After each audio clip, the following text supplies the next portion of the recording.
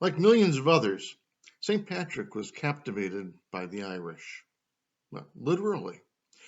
When Patrick was about 16 years old, he was taken captive by pirates from Ireland. These pirates were looking for livestock that they might steal and take back to Ireland. And they happened across Patrick because he was a shepherd.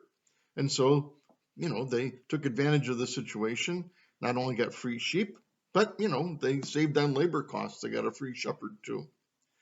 Well, it was really no laughing matter for Patrick.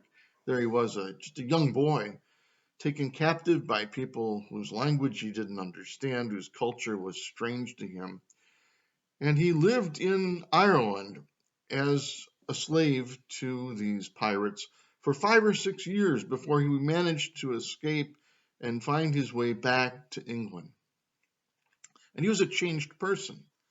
I mean, of course, he had grown up from a boy to a young man, but he'd also changed in terms of his faith.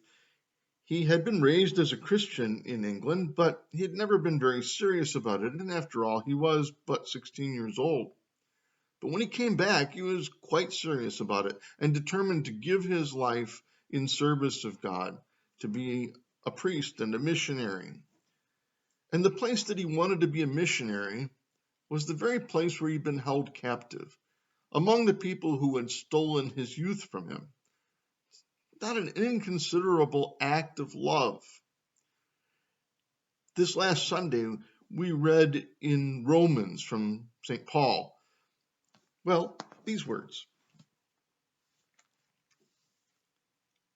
While we were still weak at the right time, Christ died for the ungodly. Indeed, rarely will anyone die for a righteous person, though perhaps for a good person, someone might actually dare to die. But God proves his love for us, in that while we were still sinners, Christ died for us.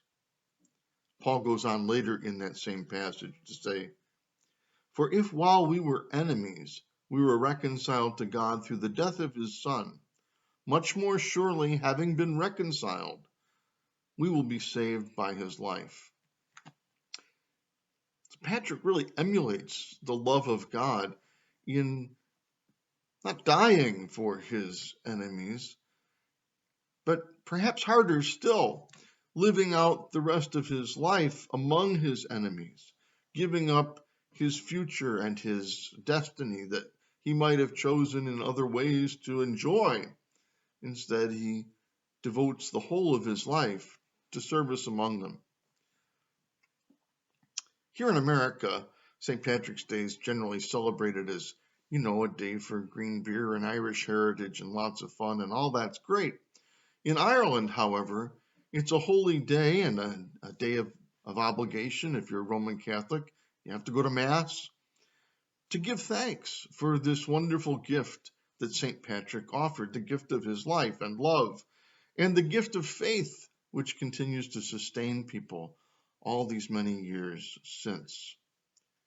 These are tough times for us. It's easy for us to look at every person that we meet and say, are you a threat to me? I mean, are you going to make me sick?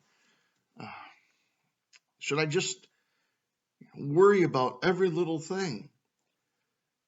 And some of that's just good common sense, the social distancing for all the jokes and hardships of closing restaurants and bars and so forth. It's a good thing to do, but it would be a shame if we allowed this good impulse to be self-protective to turn into an impulse in which we no longer trust one another, in which we're unwilling to make gifts of ourselves to each other. Because after all, we've been incorporated into the body of Christ, and so we need to live as Christ did. Loving each other, giving ourselves to one another, because Christ, while we were still sinners and enemies, gave himself to us. Happy St. Patrick's Day. God bless you. Be at peace.